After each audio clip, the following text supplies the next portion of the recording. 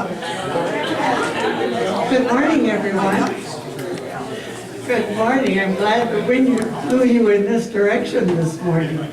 I know there is a memorial service going on this morning, so that took a few of our people away today, but we're glad that you're here. I'm Joanne Bundy, and on behalf of the Planning Committee, I welcome you to the third class of our four-class course on Vietnam.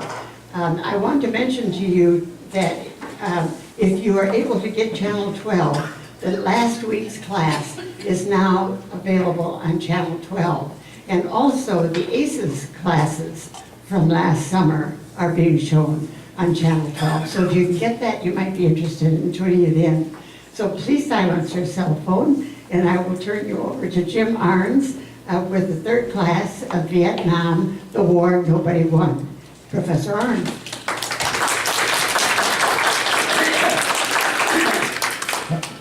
Thank you.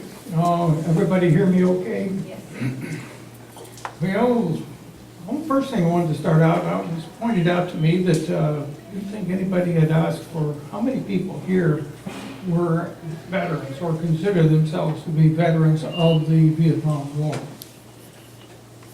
Well, that's what I figured. There was a number of people I know. Well, I'm probably preaching to the choir.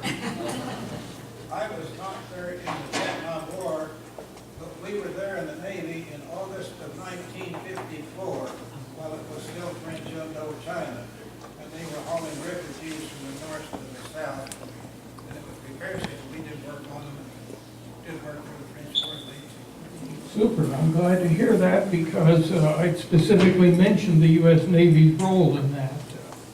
So his question was, or comment was, that he was pointing out that the U.S. Navy was there in 1954, off the shore. And I had a number of colleagues from my teaching school at the military academy who were also in the Navy off that, and they considered themselves to have been just as much a part of that conflict as anyone else. And I suppose that was why I considered myself to be sort of a very interested bystander, since I was in the support role of convoying people by air down to in-country. Well, we're going to start out today, and we're going to look at Vietnam starting at the end of World War II. This is the time when I'm going to go through most all of the factual history matter, and the last class, of course, will deal with the impact of the war and how it's affected us since that time. And I would assume that will be considerably more lively than what I'm talking about today. But this is the stuff you need to kind of understand in order to appreciate what went on later on through. So that's why we're going to start back here at 44. And at that time, Charles de Gaulle was the head of the Free French, and the Allies had liberated most of France by that time. And de Gaulle was always thinking, he was thinking ahead of restoring the glory of France and its empire. And he was planning to reestablish it at the first opportunity he would get. Well, the Japanese got wind of this, and they seized and interned the French army that was there, and a large number of French civilians, mostly people who were planters, plantation owners, industrialists, those who had profited from the colonial era. The Japanese offered Bao Dai, he was the puppet emperor of Vietnam, his country and independence, and he would have the throne on it. And of course this was kind of meaningless because the Japanese were pretty much finished. And the shank end of 44, beginning of 45. And this is where Ho Chi Minh and the Viet Minh expected to get power. And they were helped by the Japanese in this, unwillingly, by the Japanese causing a famine. They had seized the peasants' rice crop and were shipping most of it to Japan wherever it was possible. And out of that, some 2 million out of the 10 million population in Tonkin died of starvation in the 44-45 period. The Viet Minh, of course, gained popularity in this adversity, and when the order broke down, they took over and promoted a purge of those who had assisted the Japanese in their rule. The Japanese, of course, would never have been able to keep it with, even though they used brutal tactics, would never have been able to keep the lid on if they hadn't had a certain number of collaborators. By the August 1945 period, Ho had declared Vietnam independent. And when he wrote that message, he quoted liberally from the American Declaration of Independence and all that's in it, which sort of proves that it is an extremely radical document in history. They set about rounding up all the Japanese. They made no resistance of that, and they cooperated. They were anxious to get home. But they didn't go many cases until considerably later, because they, in fact, maintained a good deal of order. And in July of 1945, at the Potsdam Conference, where the Allied leaders got together in that suburb of Berlin, they were joined now by Harry Truman instead of Roosevelt, Clement Attlee instead of Churchill, and they decided to have the British take the surrender of the Japanese up to the 16th parallel. And for those of you who know where familiar with the country, the 16th is right close to Da Nang. And the Chinese would take the surrender from that point on north. Well, disorder in the south was just complete. The British could do very little once they disarmed the Japanese, and the Viet Minh had their hands full too. And Charles de Gaulle sent General Leclerc with French troops, who were generously offered transportation by British shipping to Saigon, and they took over British Lend-Lease equipment from the Americans, and they equipped the restoration of the empire, or at least attempted to. And all they did there was to increase the disorder. De Gaulle's representative resisted the Viet Minh wherever possible, and even advocated a separate Cochin China as a separate independent state within the French Union. And in the north, the Chinese came down like a plague of locusts, plundering and occupying, and Ho Chi Minh had his hands full. The Chinese were prepared to withdraw, they said to the French, if the French would give up some old concessions that they had had from years past in Shanghai. And even the Soviets didn't do much for them at all. They didn't recognize the Viet Minh as a legitimate country. And Ho felt that he had to come to some agreement to accommodate the French, at least. So he went to Europe, and he negotiated there directly, and the French didn't do a whole lot more for him except shunt him aside to a place where he couldn't make a lot of trouble among Vietnamese who were actually living in France. But back out in the home country there, Leclerc marshaled his troops, got ready to move north and occupy that when the Chinese were to pull out. And Ho was in a bind. If the Chinese didn't withdraw, he thought they might remain for another 1,000 years as they had in many years past. And he knew that colonialism was finished, so he took the long view of it. So he okayed the French demand for Cochin China as a separate state in the Union, and it was an expedient. And he spent the rest of his life dedicated to getting it back. There was fighting broke out in Haiphong over a customs dispute, and the French used it as an excuse to employ heavy naval gunfire from an 8-inch cruiser that was there in the harbor, and they destroyed whole neighborhoods. They sort of impressed the Vietnamese. Fighting went on and off until December of '46, so they had a long siege of it. And it would become much more widespread. And the French public were very much supportive of their government. They didn't want to give up their empire, and so it would continue on for the next 8 years. And in 47, the Truman administration thought that Ho was a nationalist, of course, fighting colonialism, but he was also a communist, therefore dangerous. The American commitment was not long in following this. And then when the communists totally won the mainland of China in 1949, they began to aid Vietnam and distributed a whole lot of the booty that they had picked up from the Japanese and the Americans, who had armed and supported the nationalist Chinese.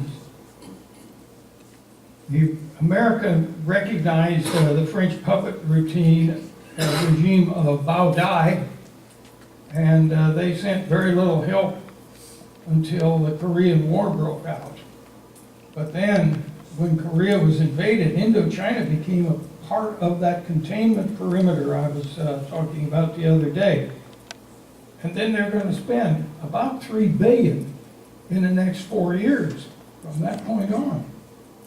And we undertook to underwrite 75% of the French effort in Vietnam to hang on to it. All part of the containment policy and to prevent a domino effect in in Southeast Asia while Korea was going on.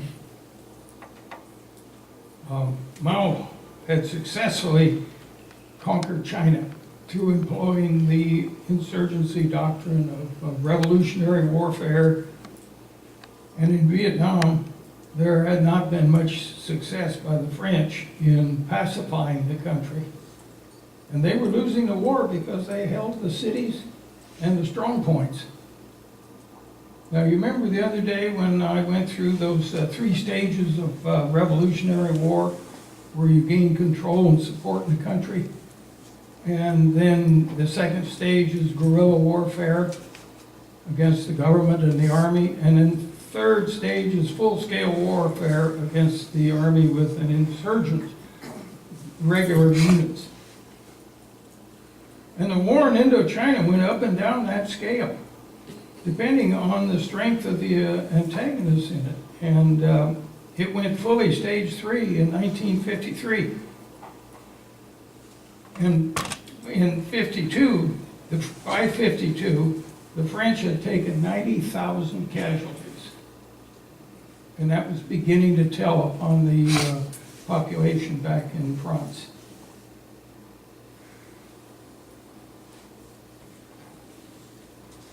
This is a slide of Dien Bien Phu. Now, I've got about 3 or 4 slides in there that are pretty marginal in use, but they're the only ones I could get to behave themselves here in the PowerPoint. So I think you can get the point of it. There's some things to point out here. Capital Hanoi, the fortress of Dien Bien Phu, the demilitarized zone as it came in later, and then in the later wars, Khe Sanh, located right up here next to the DMZ. And then Da Nang, the major port and U.S. base in the middle part of the Nam. And of course, Saigon down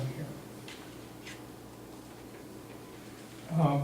Chia picked up on Dien Bien Phu because the new commander of Vietnam and Indochina was General Henri Navarre.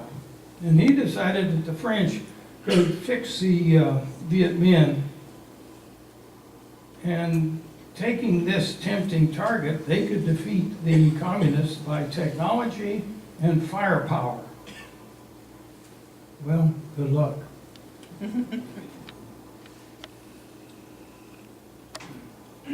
General Giap takes the bait, and he really didn't have to dangle. They didn't have to dangle much in front of him because he was right on top of it.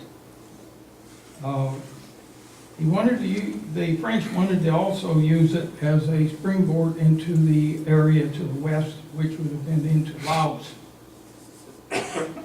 Now, resupply, of course, was only by air. There's a diagram of Dien Bien Phu, and there's the airstrip. This country all the way around here is mostly mountainous. It's kind of like the front range of the Rockies. Nothing too high, but plenty of it. And then the French would fortify these various strong points here. And the yellow are the emplacements of the Vietnamese, the Viet Minh from behind it. Now, what made it really a problem, and the French were totally deluded by this, was that this was a teacup-like valley surrounded by the mountains, and the Viet Minh had a lot more power than the French knew they had. They had more personnel, more porters. They had loads of bicycles, which they modified using bamboo material to carry about 500 pounds each in through the jungles. The bicycles have got a lot of use for them. And they also, unbeknownst to the French, had a lot of field pieces that had been captured from the nationalists. There were a lot of American-made 105 howitzers that made the trip across the mountains into this remote valley. And quite a number of them were taken in pieces and reassembled there. And thousands of porters would give their all, I mean literally their all, to bring these weapons and ammo into the areas surrounding the trap. And it only remained to assault the strong points, which the French paratroopers defended valiantly, and a surrender came in the early part of May 1954. It initially parachuted in the Shangin of October 53. And this is where the French appealed to the United States to intervene. And the Eisenhower administration thought it was just too costly. After the end of the Korean War had just taken effect in July of 53.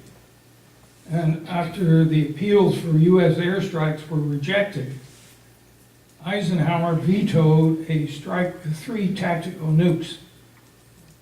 And the British would have nothing to do with it. And Ike said no, and they, although they had numbers of the Joint Chiefs who were in fact in favor of this. But Congress was against all of this, including then Senator Lyndon Johnson. Now, politics at home in France was of considerable importance to the populace. They were all by this time disillusioned. And the political objective for the Vietnamese in France, of course, was to contribute to this disillusionment. Well, the United States stepped up their aid to the French before the Geneva talks got concluded. And so that's where we're going next. The French were quite willing to settle. And they were scheduled for early May, and they opened the day after the surrender of the garrison at Dien Bien Phu, which I thought was a rather significant propaganda thing. Interestingly enough, almost all of the French troops that were survived of it, including one woman, a nurse, who just passed on just very recently. And she survived, along with the rest of them, the interrogations and the brainwashing that they had undergone. And some of this showed up years later when the French were trying to defend Algeria from being taken over. Not very successfully, I might add. They were always never able to stop that takeover, but interestingly enough, the most resistant group were many of these paratroopers, now considerably older and wiser, that formed the secret army organization of France and gave de Gaulle all manner of hell in their fight against the loss of Algeria, which the French, of course, regarded as being like their own backyard. kind of like what the United States thinks of as Cuba.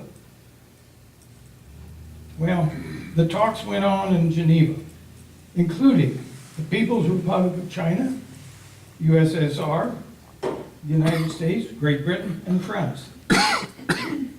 The status quo was exemplified in Korea, in Laos, and Cambodia, and results were given independence. Vietnam was eventually divided in two at the 17th parallel. And I'm going to talk a little bit about how that was accomplished, because I think it's interesting.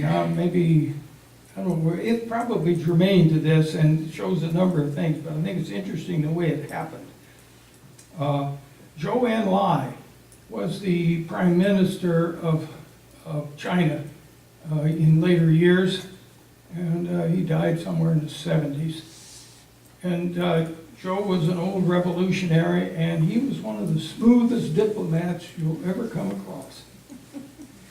He wanted to keep the United States from intervening in Southeast Asia, and he knew that the Korean War had been hellishly expensive to China, and he proposed that Vietnam be split at the 17th, and had to work at convincing the other parties that this would be a good idea.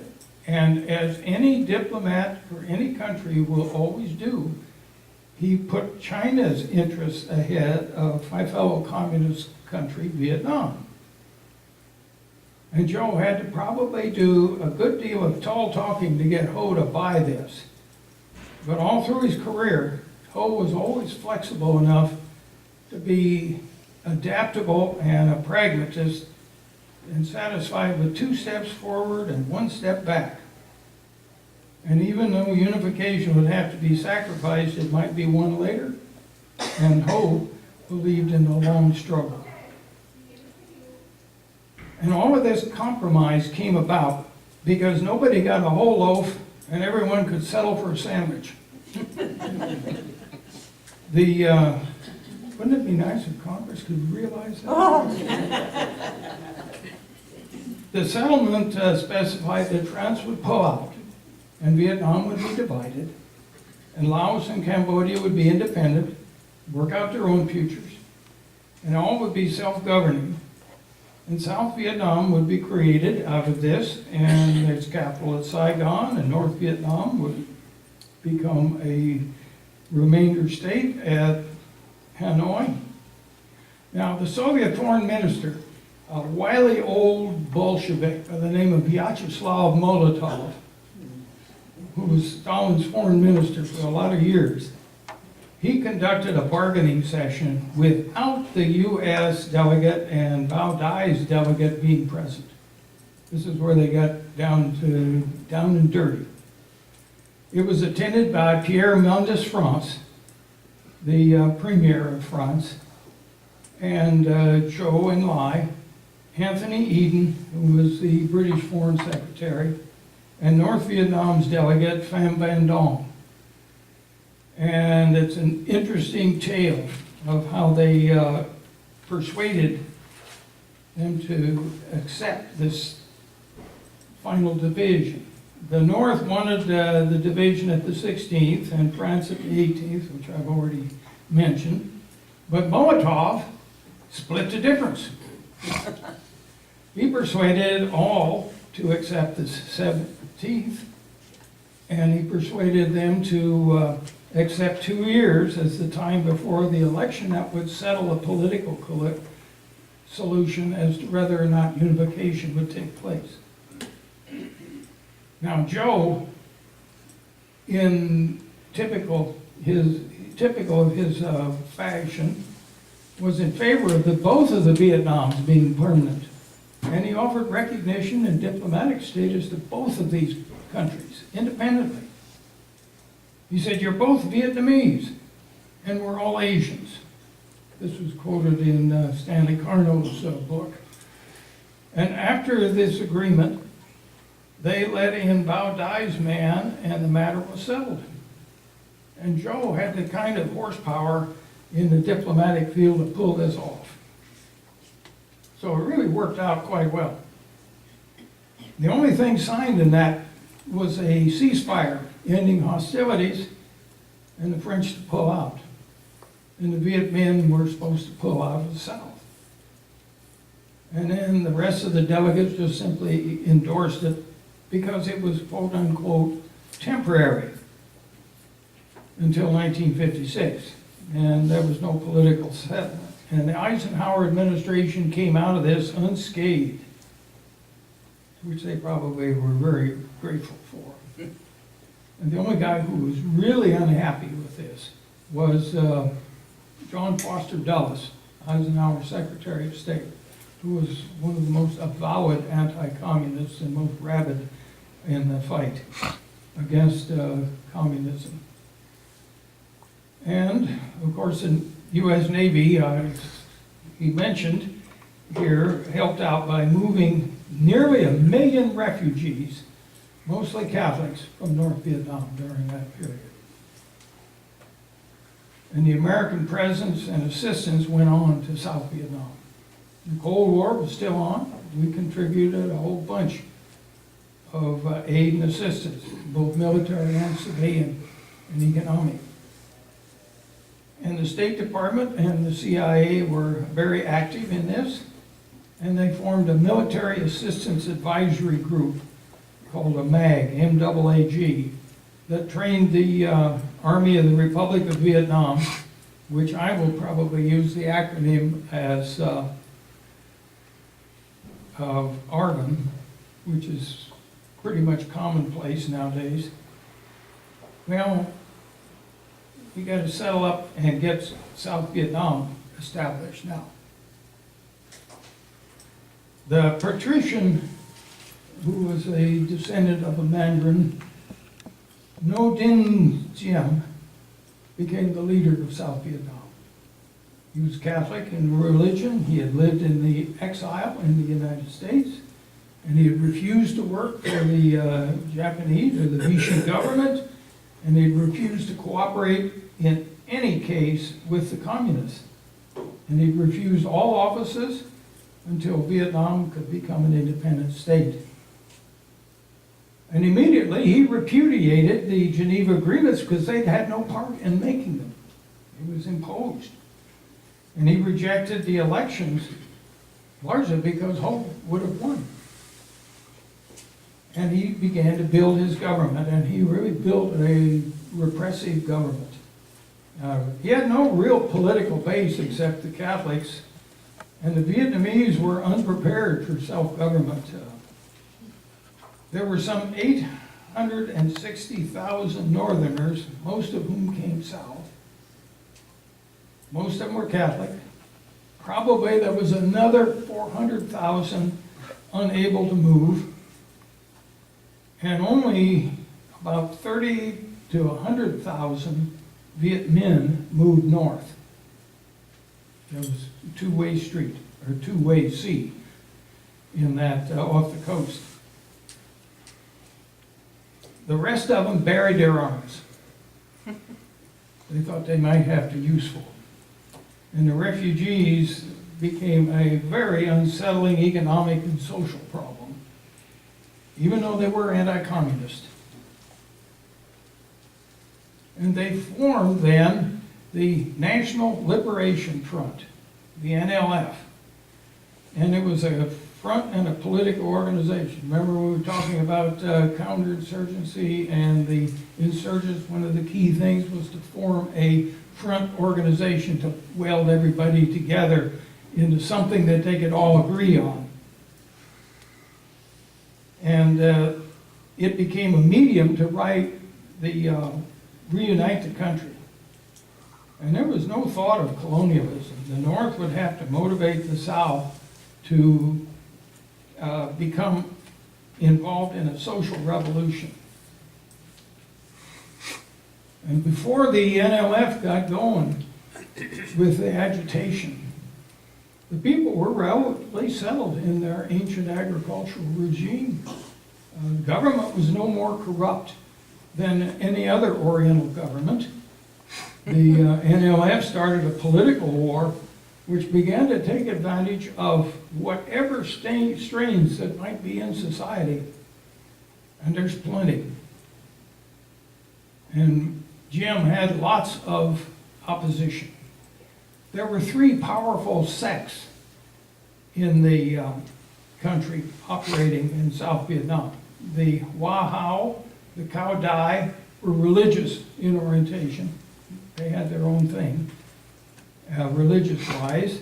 And the Bin Zien were a collection of racketeers and bandits that operated mostly among the Chinese population of Cholon, which is the Chinese segment of Saigon.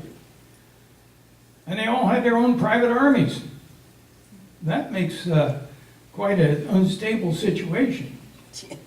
But Diem took them on and smashed them.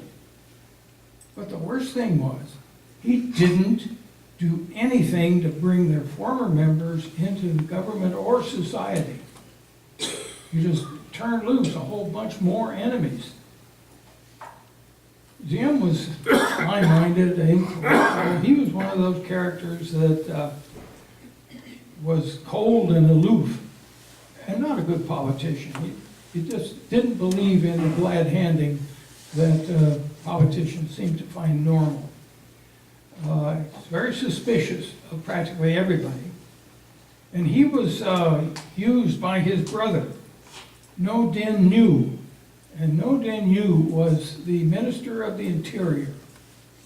Now, you probably know in most countries, not in the United States, the Minister of the Interior controls the police and security forces, the equivalent to what our now Homeland Security Department does at the federal level.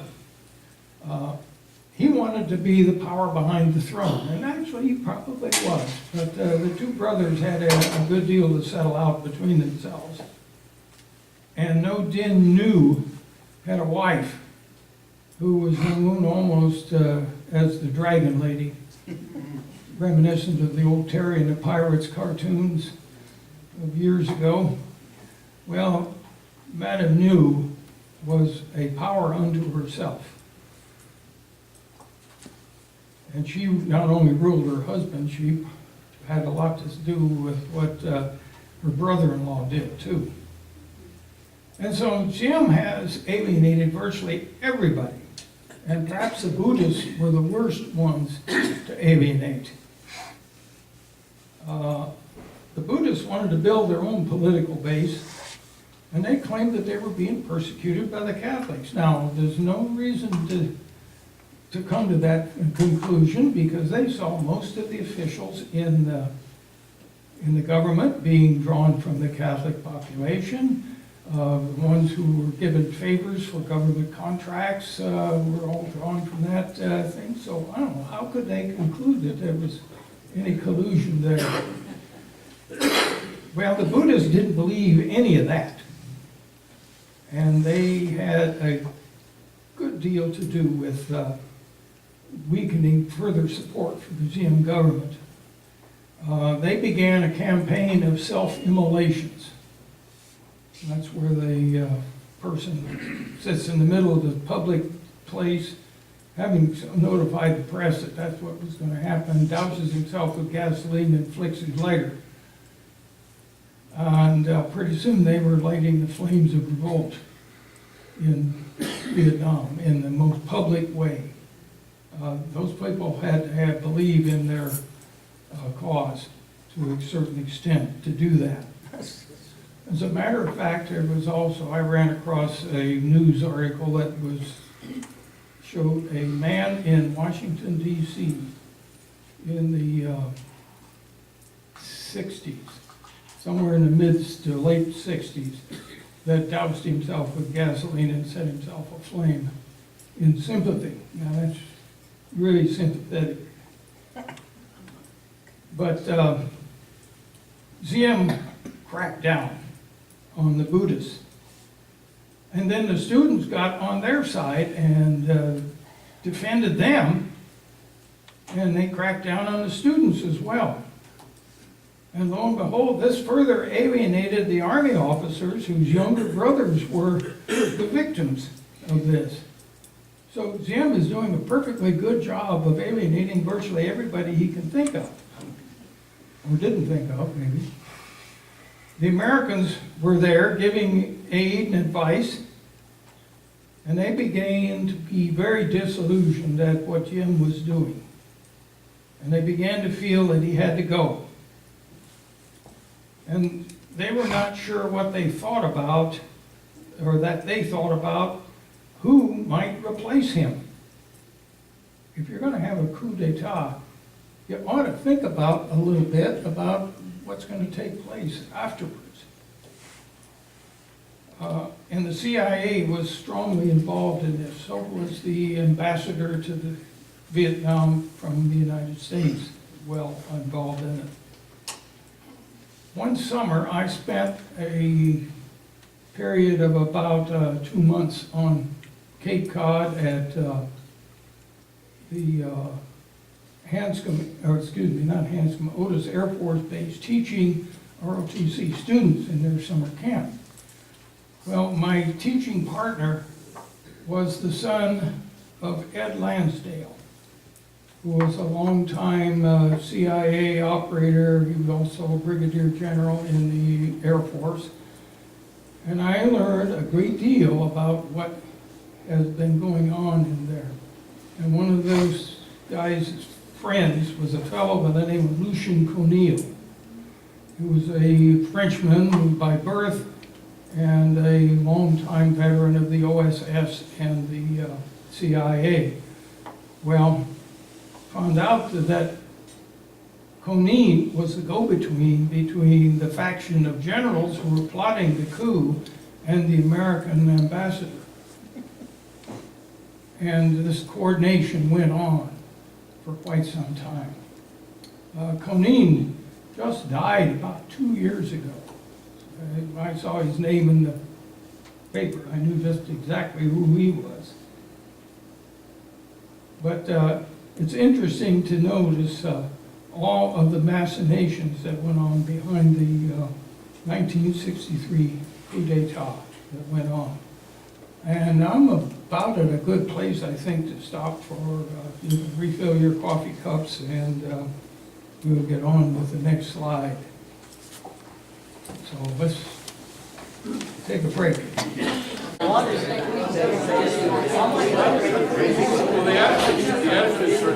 Thank you all for taking your seats this morning. I didn't even have to ring the bell. You missed that. All right, here's the second half of Jim's class this morning about Vietnam.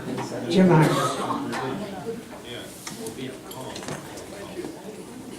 You're not on. Jim, you're not on. Remember, I got to turn the bag of tricks on. That's a little better. Okay, well, the coup took place on the 1st of November, 1963. Jim and his brother were loaded into the back of an armored personnel carrier and then shot to death. They didn't want anybody left to have a counter coup. The country went wild. Everyone was overjoyed at the overthrow of Diem. General Dong Van Minh headed a junta that had little direction to give. They just weren't really too sharp about what was going to happen next. The communists had tried to vilify General Minh, just as they'd done with Diem and New, but they couldn't, because they had succeeded so well with their brothers. They decided to use force and import lots of North Vietnamese forces down. And so that's the beginning of another phase of this war. The communists thought they were on the brink of victory. They figured that the shaky Arvin would crumble, but it didn't. And the junta was overthrown by a succession of various generals, ending up with General Win Khan. And this starts up a whole series of unrest and coups and plots and counterplots. So we got to change location. We're going to go to the American situation now. And not many coups have taken place in America, but I'm sure a lot of conspiracy stories have been floated over many years. And probably none more so than about when Jack Kennedy took office in 1961. And he was soon faced with all kinds of crises from the Cold War. The Soviets were interfering in Laos. Fidel Castro had revealed his true sympathies in the past year as a communist. There was unrest in Central America, and there were increasing insurgency in Vietnam. Kennedy come to office increasingly skeptical of what the Eisenhower's defense policy was. It was called massive retaliation, so that that would deter expansion of the communist bloc. Well, it's a little bit inflexible. It's a little bit confining when you can promise only nuclear oblivion to make your enemies back off. Because what if they don't believe you? Politically, Kennedy had to show that he was anti-communist, though at home, he had to be a true Cold Warrior practicing containment because of the politics in Massachusetts. He had to get reelected. He started out as a representative, then a senator, before he ever got to national office. He thought it would be much more practical and much less dangerous if he built what was called a flexible response strategy. And that would replace, in his government anyway, the previous Eisenhower emphasis. And he re-emphasized the procurement of conventional weapons and forces to meet American commitments around the world, particularly insurgencies. And this also led to the creation of the special forces to work in dealing with brushfire wars. And after all, he came to the presidency at the height of decolonization. The 1960s, from right around the time he was elected on forward, was when there were many countries in Asia, and particularly in Africa, setting out on their own. And the communist bloc was competing for influence in those countries. And Kennedy pushed the Defense Department to develop forces needed to compete with the Soviets and the Chinese, because they're all out there. And so this led to an increase in economic and aid to South Vietnam, and allowed American advisors now more freedom. They participated in combat as well as increasing their number, and they also allowed Army helo drivers to fly and transport urban troops into combat. So they're getting right into it. And by the time Kennedy realized the seriousness of the problem, the oppressive GM government had created an environment in which the villagers were much more susceptible to the NLF cadre, particularly in the Mekong Delta, where they had a system of tenancy, land tenancy. This is where they raised a huge amount of rice, and the land tenancy issue was very, very important to people who were doing the raising of that rice. And there were a lot of tenant farmers who longed for land reform and who believed that the Viet Cong would give them a new opportunity. And that's what they were selling. And of course, by 1963, the ineffective and the oppressive Diem government was quickly losing much of the ground that it made the Americans feel that perhaps that coup ought to go ahead. Now there is, and subsequent to Kennedy's assassination, that there were discussions about whether or not Kennedy wanted to pull American forces out of Vietnam and practice containment from Thailand, just eliminate Indochina from the equation. And we'll probably never know what might have been had JFK not been assassinated less than a month after Jim was deposed. And that has given rise to all manner of goofy conspiracy theories that have come down to us over the years. In 1964, Ho decided it's time to move up to stage 3 again. And so they decide that they're going to deploy mainline regular North Vietnamese regiments down into the south.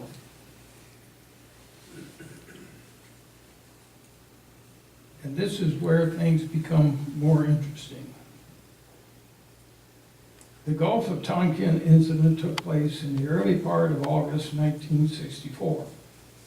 There were 2 Navy destroyers operating in the Gulf of Tonkin, which is up north, and opposite North Vietnam and Haiphong.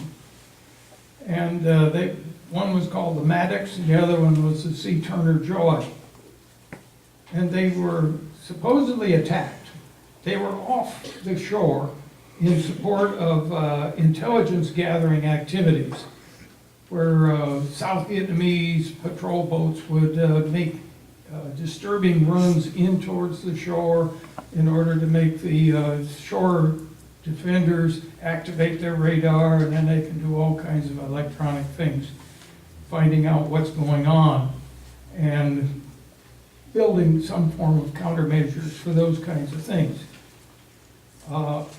The 2 destroyers one night were probably attacked once by North Vietnamese patrol boats. But they were probably not attacked by a second group the following night, because it was a dark and stormy night, just like mysteries are set on.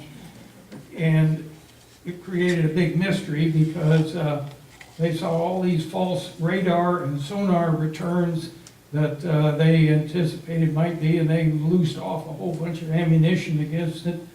And eventually, they decided that perhaps that never really happened, and they got a lot of firing practice without a whole lot of results. But there were results of that. And this time, the Johnson administration feels that they've got to respond firmly. Otherwise, they're going to think that they're a bunch of pansies, that they have an indecisive leader at the helm by their right-wing political opponents. And they had a few. Things don't change, do they? LBJ then sent a resolution to Congress. And I have a picture of it here. That's the text. I've had to look it up to find it, but I've always wondered just exactly how vague was this thing. And I think you can see, if you will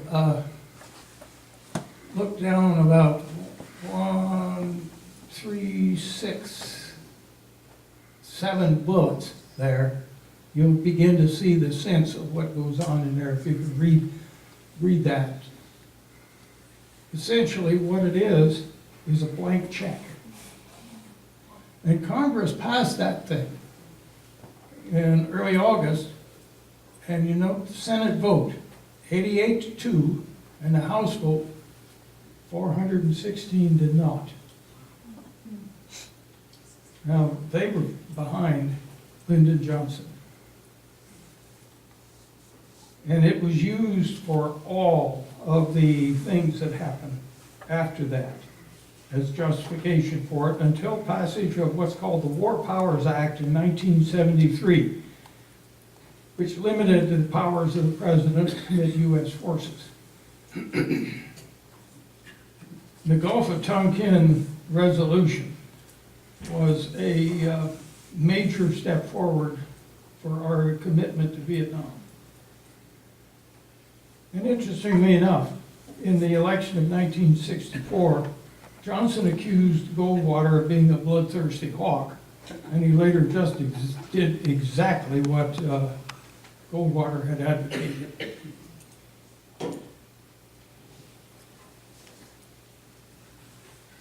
Well, politics of intervention. Now, Johnson was president in his own right, after the election. And he had a domestic agenda known as the Great Society, which included the war on poverty and the civil rights movement. And the war kept getting in the way of this with events like what was common, almost commonplace, where they attacked the airfields at Da Nang and the provincial capital at Pleiku, which was a big point for the South Vietnamese army. And then also the Bien Hoa Air Base, which is right outside of Saigon. Interestingly enough, we had a bunch of airplanes that we had given to the South Vietnamese to use. And in order to keep people from getting too close to them, they were out on the ramp, lined up wingtip to wingtip, and the Viet Cong rocketed those and blew up a whole bunch of fixed wing and rotary wing aircraft. And he got a fair amount of attention back here in the States. And that began some requests for assistance from the commander of the MAG group there, General William Westmoreland. And in the wake of these, Lyndon Johnson sent 3,500 Marines to Da Nang. They were there to provide security, and they thus began the American ground war in Vietnam. And they did more than stand guard. They started to be used to go out and root out the enemy guerrillas that were approaching the installation. More troops came into the country in December of 1965 to the extent that there were almost 200,000 there. That was a busy time. Now, the primary strategy of Westmoreland, who now commanded the expanded, and they changed the name to MAC-V, Military Assistance Command Vietnam. And that was defined through search and destroy the opposing forces. And this was and remained the primary strategy of the Army through the war. This is, quote, the American way of war, unquote, to quote a title of a book by Russell Wagley. Attempts at nation building through counterinsurgency took a back seat until much later in the war. According to Defense Secretary Robert Strange McNamara in his memoirs, the United States was in a contest to match the enemy in an escalating conflict of attrition and morale, both in the air and on the ground.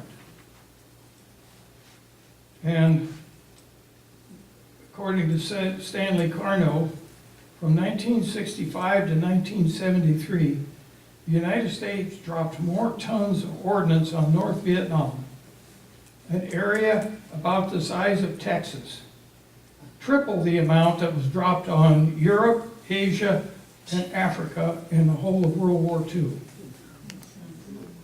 And I have heard it said, in a joking manner, by pilots who always have two compasses, a gyro compass and a mag compass, that as they would fly along the coastline of Vietnam, the thing would point to the left because of all the iron that had been dropped on the place. It still didn't appreciably degrade North Vietnam's war-making capability, though. They found a way around it. And interestingly enough, the U.S. Strategic Bombing Survey in Europe after World War II showed much the same result. Once the initial deployment of Marines opened the door, subsequent deployments were much, much easier and required a sizable amount of support troops just to keep them operating. And somebody calculated that it takes 4-to-1 ratio of support troops to combat troops, which is probably a pretty good figure. And from that time on, the request for more troops came on steady. With each setback of the Argonne, the war was becoming more thoroughly Americanized. Westmoreland wanted over 180,000 in country by the end of '65, and he was requesting another 100,000 in 1966. And all the while, the escalating bombing of North Vietnam went on, and ground support missions in the South readily expanded. SEATO nations, that's Southeast Asia Treaty Organization, sent troops from New Zealand, Australia, South Korea, Thailand, and the Philippines. So we did have allies there, but they were dwarfed by the size of the American deployment. And the North Vietnamese had enough troops in Laos and the north part of the South to go up to stage 3 again. And of course, General Vo Nguyen Giap was the mastermind behind these moves. I mentioned him earlier before, I think it was in the first session, about his very genteel background and education, but he was a natural soldier. And he was able to conceive these plans to use what troops and available people that he had. His plan was to cut Vietnam in two through the Central Highlands. And that led to what was called the Ya Drang Valley Campaign. And the North Vietnamese attacked Plei Mai, which was a special forces operating camp, with the objective of taking out the capital, the provincial capital, Pleiku. What they planned to do was to ambush a rescue column from Pleiku and then turn on the city itself. Well, the Argonne went out to attack the North Vietnamese, and they airlifted in a whole brigade of the 1st Cavalry to hold Pleiku and reinforce the Argonne. Now, I got to add another thing in here on technology. The Army had just revamped the 1st Cavalry Division. They made it a division that had enough organic airlift, that's helicopters, small ones and big ones, to lift the entire division. So they were totally air mobile. And they proceeded to operate in the Ya Drang Valley. Relieved that siege, they brought in enough heavy artillery to help defeat the NVA, and they searched the whole valley from that time on. And they located all kinds of enemy through a map that they found in a North Vietnamese hospital, underground, I might add, in tunnels. And they airlifted in enough to do the job. It was a complete victory, except for some people that were described in General Hal Moore's book called "We Were Soldiers Once and Young," who got into a real meat grinder of an ambush in that. In fact, there was a movie made of that a few years ago. Well, after that victory, the forces of Giap had to fall back into stage 2 again, back to guerrilla warfare. But it did prove that the United States forces, though, could be employed very effectively in their traditional role of finding, fixing, and defeating the enemy. That's doctrine. And from 1965 through 1967, that was a year of great political unrest in South Vietnam. And the two characters that came up among the coup perpetrators were Nguyen Cao Ky and Nguyen Van Thieu. Nguyen Cao Ky is a particularly memorable character because he was fond of dressing in a purple flight suit. He was different. And he was an air marshal in the Vietnamese Air Force, and Chu was a general in the Army. And both of them were inept politicians. Just simply lousy at it. All the generals were. They had no real program beyond perpetuating themselves in office. Now, you can't say that about any of our current members. By 1967, though, the situation forced the generals to allow some elections. And a remarkable number of people voted in these elections. They chose the delegates to a constituent assembly, which wrote a whole new constitution for the country that created a president and a vice president. And Chu and Key became the ones who eventually won those offices. But they were all we had to work with. Small wonder that nation building is rather difficult. Politicians were the problem, and of course, politics is the key to counterinsurgency. Well, communist influence begins to spread, and it continues with infiltration and influence there. I'm going to move one slide forward here to show you a couple of things on it. This is the concentrations in 1962 of heavily influenced communist NLF domination in South Vietnam. And they see there's spots like measles around the country. This is 1964, 2 years later. The big black one, blobs, are in total control by the VC. And then the yellowish stuff is basically people who are being influenced by the Viet Cong and tolerated to move among their numbers. And the brighter yellowish areas are what the government considered to be under their control. You can draw one conclusion from that. Things aren't going well. One more slide for this.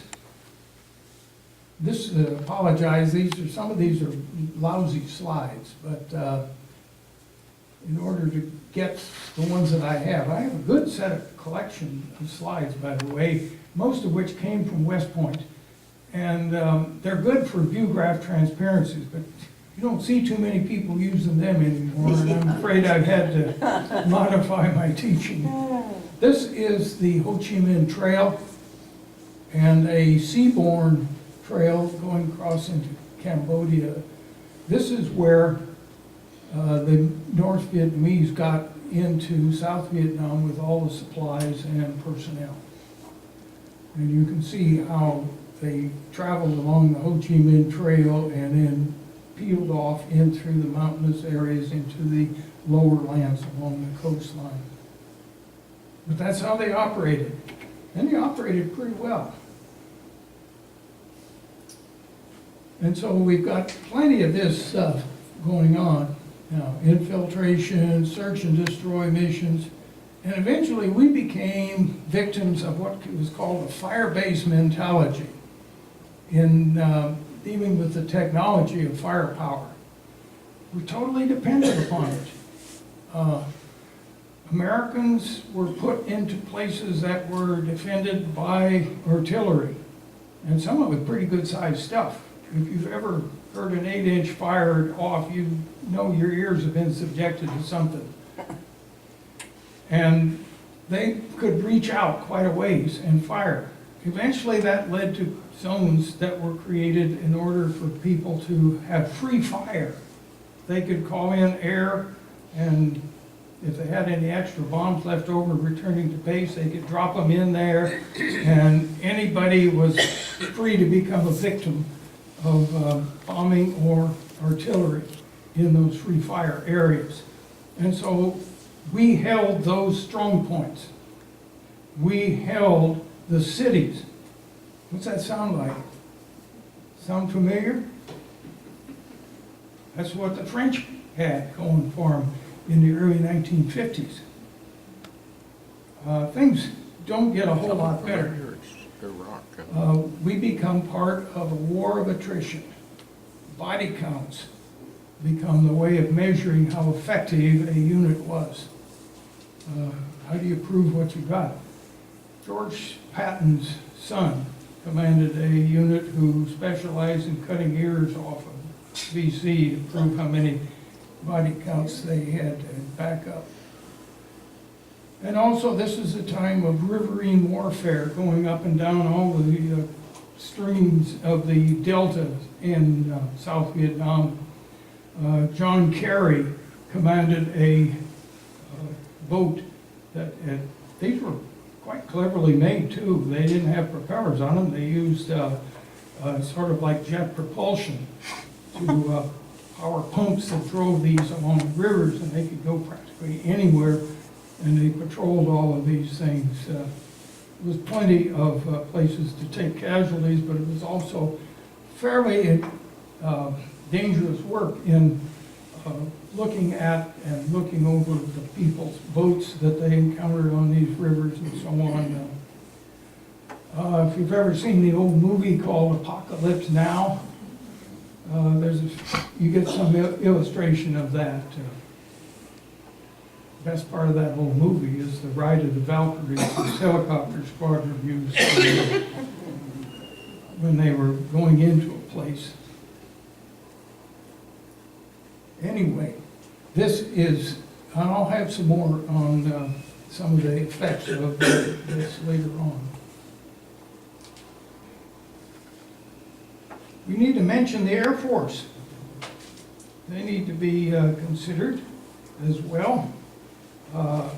Air war, both north and south.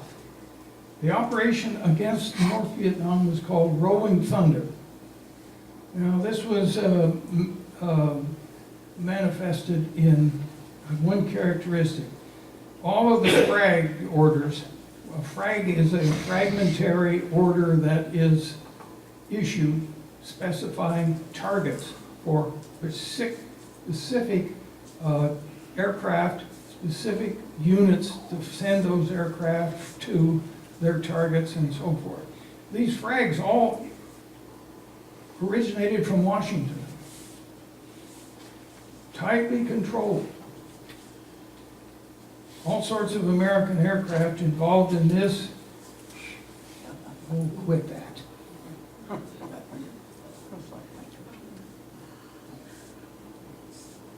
Come on.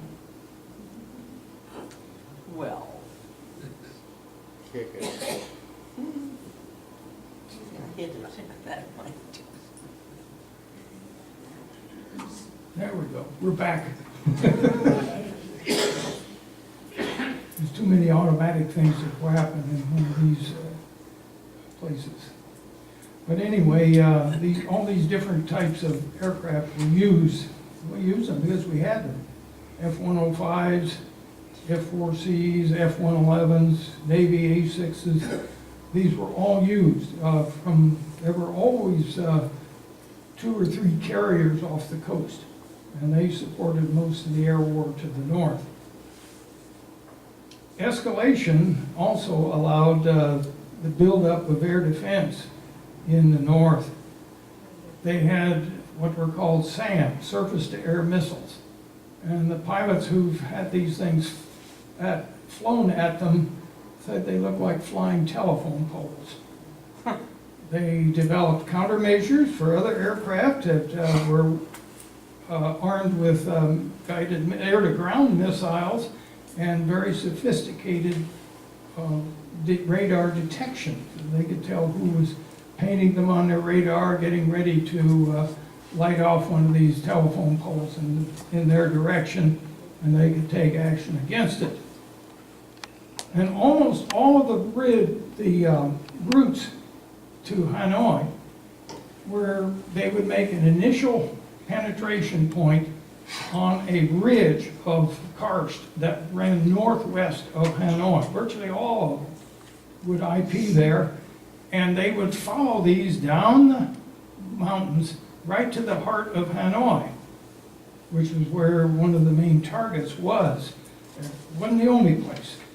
But the North Vietnamese certainly figured this out, that that's what they were doing, and they would deploy battalions who would lay on the ground and fire small arms straight up in the air so that the aircraft would fly through them.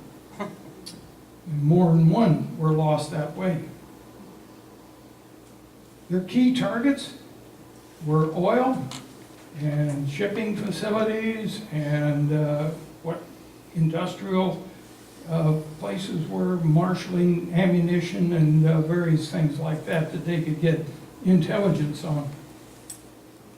Satellites became a major way of doing that. This led to a lot of losses and a lot of POWs who have since told their stories. Senator John McCain was a victim of this and spent 6-7 years or so in the Hanoi Hilton, which was a prison right in the part of Hanoi, undergoing all kinds of torture and other experiences. They all tended to end up there. Well, there are a number of stories I could tell, but I'm not going to do it now. We have more things to get through. They gradually allowed these people to build their defenses. They dispersed their factories. They had a harbor sanctuary. Haiphong Harbor was off limits. The bridges next to it were not. They attacked them. But pilots told me that they would see tankers with the Royal Dutch shell painted on their stacks, sitting there in the harvest time. Every time I see a shell station, I think about that. There were also Russian tankers and ships in there. The story is told of one wing commander from Tak Li who was relieved of his command because one of his pilots took some anti-aircraft. Probably wasn't any more than somebody shooting at him with a machine gun. And he turned around and then hosed out in that ship with 20,000 rounds a minute type, or a whole bunch of rounds on this Russian ship. And then, well, he was unhappy when somebody was shooting at him, so he went home again, and they did not investigate, or they didn't report it, and the commander covered it up, and he was relieved of command because of it. I guess the Russians should have figured that something like that might happen when they went there in the first place, but they sent in plenty of supplies that way. There were 250 SAM sites in North Vietnam. There were 100 different radar stations and 5,000 anti-aircraft guns of all kinds of descriptions. There were also MiG fighters, MiG-15, MiG-17, MiG-21.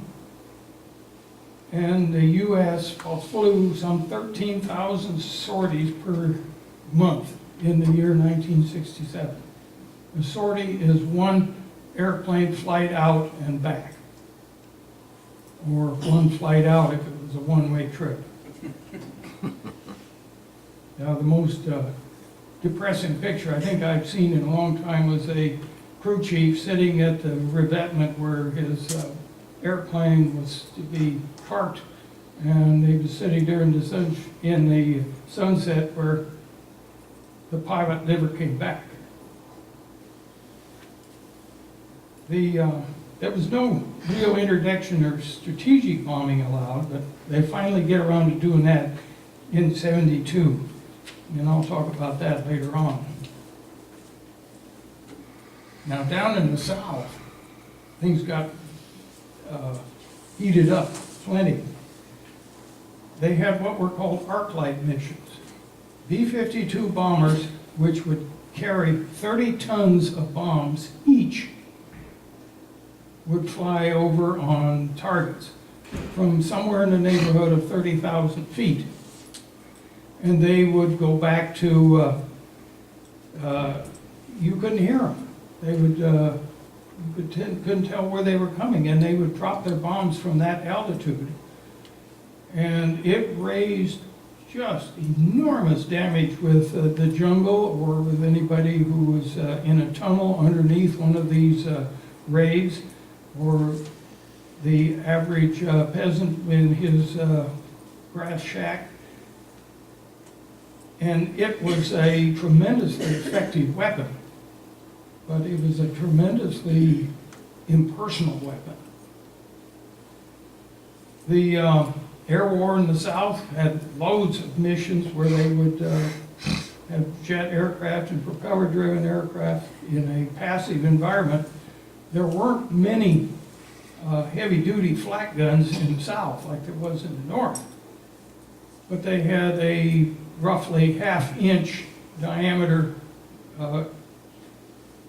fairly heavy Russian machine gun that did very good work against helicopters and helicopter gunships. And for some of those years, we were losing 5,000 helicopters a year from either being shot down or having some form of maintenance failure and so forth. And that's probably where we're going to have to quit. I don't want to get started on the pacification program until next week. Yeah, next week. We got one more, so I'll finish up the war part, and then we'll talk about the effects of it, what happened. So, I don't know whether to expect a riot or not.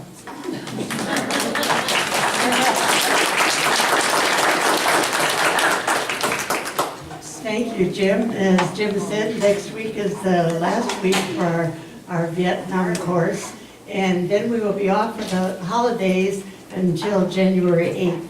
So keep that in mind, but we hope to see you all back again next week. Thank you.